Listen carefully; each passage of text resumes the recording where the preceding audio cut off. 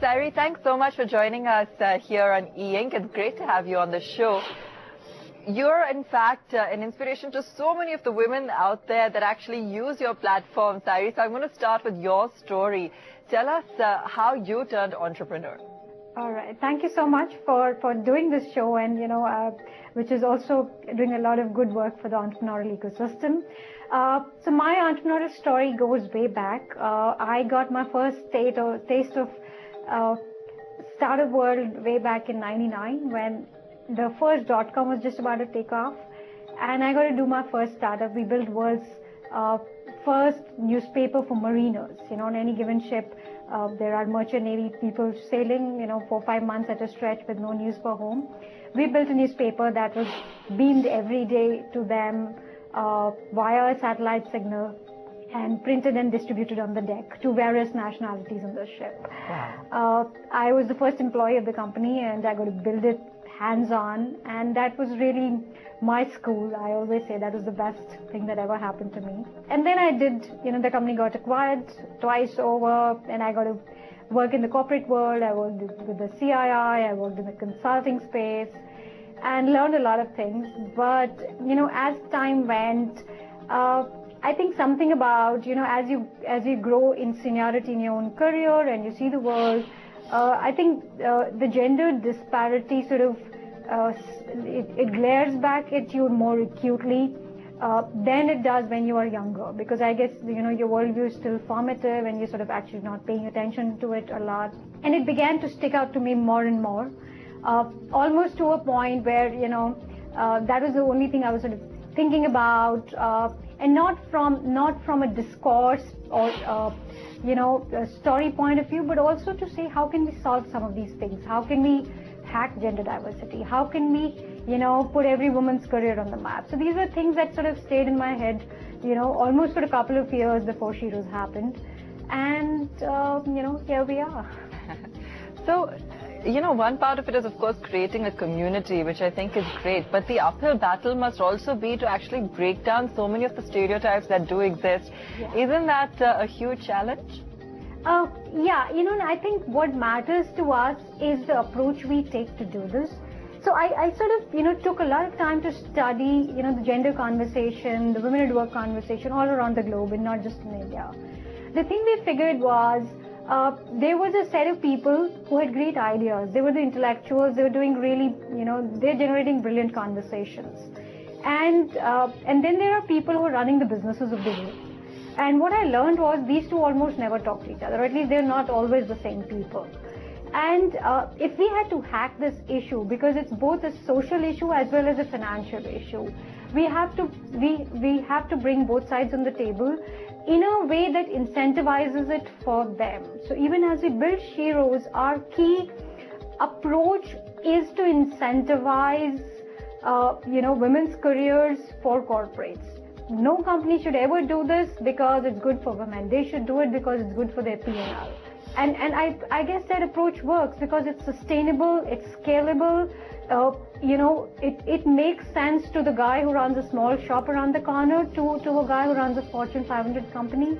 And I think that's what we wanted to do this, that let us take a shot at this whole scenario, with a hacker mindset. You hack it so that you can scale it.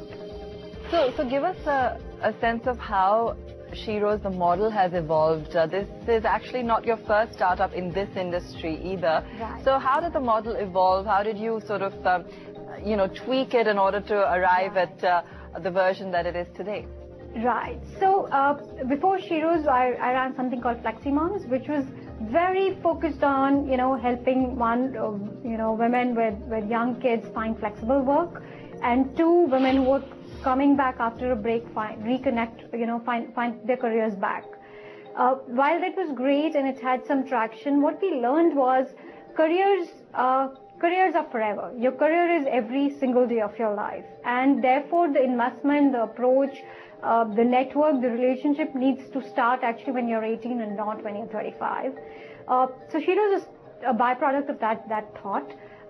also what we learned was there's an investment that we all need to make in our careers for a couple of reasons. The world of business is changing really fast. Skill sets are getting outdated in no time. 6 months is a long time in business now.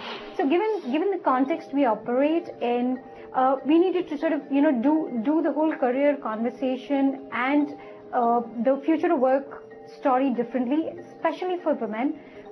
In India, we're a country of big weddings and, big families, and women own the caregiving economy. They pretty much run the show for a large part of that. And the way SHEROES is built is very simple. You come into SHEROES because your career is important to you and you want to put your career on the map. It's like your daily dose of career needs. What you find at SHEROES as a woman in urban India is, career resources, mentorship, information, support, and very tangibly opportunities of a very diverse kind of flexible jobs, work from home jobs, corporate opportunities, the big ladder opportunities, and access to entrepreneurial opportunities. So whether it is, what's happening in the startup world, or whether it's, franchising or building partnerships or affiliates, all of that in one place. Careers are custom fit now. The day of saying you should do X, Y, Z and your career will look like 1, 2, 3 are over. I think everybody needs to build custom careers for themselves, and women always did that, but almost below the radar, finding their own little ways. So it was never like a big story out there. But SHEROES changes that for them now to say, hey, we will do the homework. You come in and find what's more palatable to you, what works for you, what's custom fit for you. And of course, on the other side, we go out and work with companies. One, helping them hire more women. 2, help them build more flexible work programs. 3, build women as partners, stakeholders, distributors, whatever you will, for a range of companies out there. So take us through what have been the primary markets as such that you've really gotten traction in. Would it be in the sort of mid-sized companies, in more areas where certain skill sets required? I know it's fairly diverse, but give me a sense of the demographics or the kinds of companies that you're really seeing that demand in. Right. So I always say we're representative of the education market. So if there are already existing professionals in a field, chances of more women getting hired in that field is higher. So if let's say high-end engineering talent is hard to find, if the system didn't produce it, we can't find them employment. So we're almost representative of that. Our big users on the platform are growing businesses. So these are startups, these are small and medium businesses, these are some traditional sectors like education and healthcare. But then, of course, there is the evolved organization who understands the use case of having more women, as part of their P&L, as part of their business. But today, we have over 7,000 companies who use SHEROES. There are about 500,000 women across 5,000 locations. So we've percolated down. We've reached, various hubs and corners of the country, even, small districts like Champaran or a Hubli or a Guntur, which otherwise weren't part of the women at work conversation. It was always the metro conversation. And I think that's been a breakthrough for us, that can we help businesses align to this demographic to create value for both sides? So for women that you have come across, Sairee, what do you feel is the major driving force for young women today? Is it the opportunity to prove themselves? Is it money? Is it a sense of accomplishment? What's your sense? What have you come across? I think, work, especially in modern day and age, is equal to identity, right? Our work gives us identity. And, so while a lot of women are, a lot of our moms were, a lot of people we knew, sort of literally spent all their lives for families, which was generous and brilliant in one way, but somewhere I think there's a whole generation of women who lost their identities, or who sort of got to be known as somebody's mom and somebody's wife, and never sort of stood out on their own. And I think we all know that, as women from, who have mothers like that, who have families like that, we all know that. So work means identity for a large number of women out there, but it's also financial freedom, which no way we can underestimate. It helps them get on the equal footing in the gender equation, as they get married or have kids or support their families, or if they are only daughters or elder daughters. It's a big way to stand out, take more charge, and become role models in themselves. So every time a woman goes out and, gives herself a stellar career, she also inspires, hundreds of others, right across the neighborhood. So tell us about the business model itself for SHEROES, for the platform, how it works. I've gotten a sense of the kind of engagement and the numbers there that you're looking at. In terms of a viable business model, what's the plan? Yeah. So think of us like a consumer internet business. So essentially, you get to use the platform. If you're a woman, pretty much for free for 95% of the time. And if you're a business, you also get in to come for free, interestingly, because we want people to sample this. And a lot of people have already done that. And when you come in, you could come in for hiring needs. You're a business looking to, hire some women or staff your business or, find talent for whatever, requirement you may have. And it's a simple do-it-yourself online. Followed by, there is a blended model of services to say, hey, there's a team which can help you meet your needs faster, help you build women-centric programs in your company. So if you are, let's say, a preschool who is looking for more franchisee owners, or you are a software company that needs, people to set up pre-sales meetings for you or do some research for you, and you need, say, 50 people to do that job. Somebody from SHEROES will be able to assist you as a account manager and help you get started in the fastest possible time. And then, of course, there are some offline services that we deliver which are outside of the platform, basically to, empower this ecosystem, to make sure that some of these programs become large scale. And we're pretty much creating the category, we invest in creating this market. But essentially, we are a platform product. The idea is to let both sides talk to each other, find each other as seamlessly as possible. And in the process, we offer products and services which are mostly online, and some bit of it is blended. Okay, so what's the next step now? You have got, you're a very young company. You have already got some funding on board. Is that enough for now, for the next level of scale-up that you're anticipating? And does that include, for example, going mobile or more perhaps on branding? What's priority for you? Right. So I think our key priority is to keep building this product up. If you have to build a great company, we have to have a great product. So we have an adequately good product, we can do 100x better, like any other product company. It's an ongoing process, and that does need funding, so we will go out and raise more funds. But having said that, I think what our clear priority is to make sure any woman with a career question on her mind can come and use SHEROES. We're already in the mobile, we already have an app, and the idea is to serve more and more women as seamlessly as possible. Also extend our bouquet of products and services to companies so that we can reach more diverse businesses deeper down, and every small and medium business, every startup out there should be able to use SHEROES as part of their business building process. Great. So you've also had a wide variety of experience, Sairee. In terms of the skill set that you felt held you in good stead when it comes to building this business, share with us some of your learnings and what you feel have been some of your strengths and some areas perhaps where you've had to learn a thing or two. Right. So I think we learn a thing or two every single day. I guess that's an everyday process. In every day, you see some success, you see small successes, but you also see failures. You try 10 things, 2 will work, it will sort of flop, right in your face. But I think having done a startup at a very early age and having great mentors served me really well.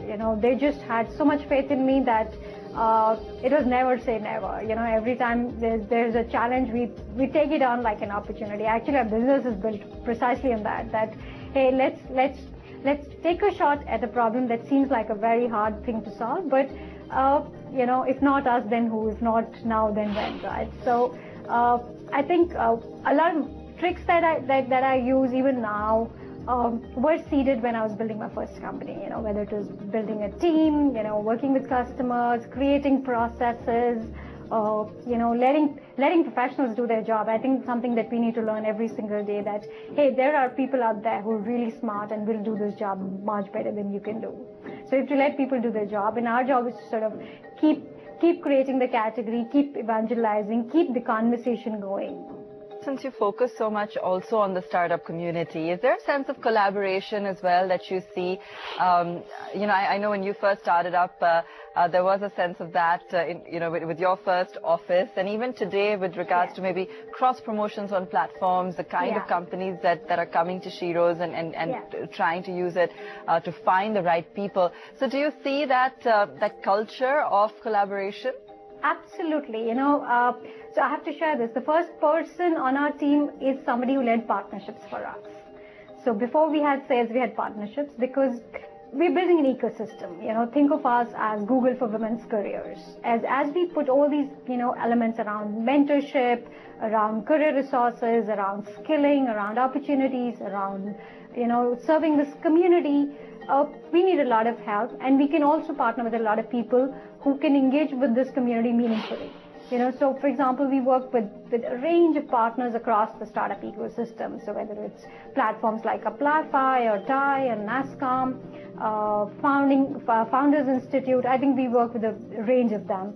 And there's so much collaboration on the platform itself. So for example, our mentor board, where there are about 70 professionals who are, been there, done that, CEOs, coaches, entrepreneurs, who are volunteering their time to talk to women about their careers. So women can come, leave career questions, and these mentors volunteer their time, take time out to respond to these questions. And I guess that's the power of collaboration. In the online world, I guess that's the only way to build something of scalable value. I want to just ask you, in terms of the pricing power, I understand that, of course, what's happening in the economy is also at play. But do you feel there is a change in what people today are willing to pay as salaries than there was perhaps a few years ago? Yes, I think what is very clearly standing out, we all know, we are a country of job hoppers, and retention is a clear concern, right? Quality of talent is a clear concern.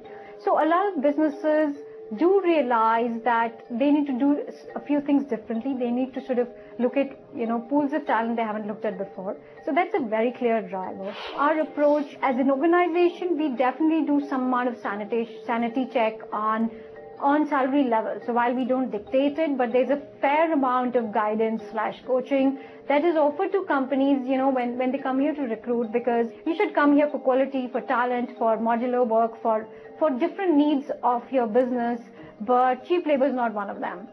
So, and I think we've built an approach, and we've been able to attract companies who get this. So the kind of companies who work with us are primarily companies who get this conversation, who understand the need to build new models, who understand flexible work, who understand that there is value to be extracted here. And that's our pitch to everybody who works with us.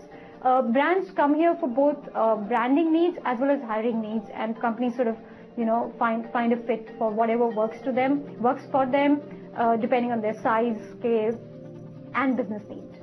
So in terms of branding needs, as a stream of revenue for you, again, how has that grown over time? In the short span that you have seen massive traction build up on the platform, are you now being able to tap into that when you are meeting companies who want to perhaps advertise or tie up in some way?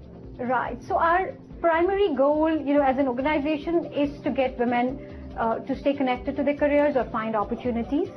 So our primary revenue is actually that. And branding revenues is the second level of revenues, which has also grown substantially, but our hiring revenues have gone up 10x in the last 1.5 years. Sairee, when you say hiring revenues, you mean that means the commission then comes from the companies?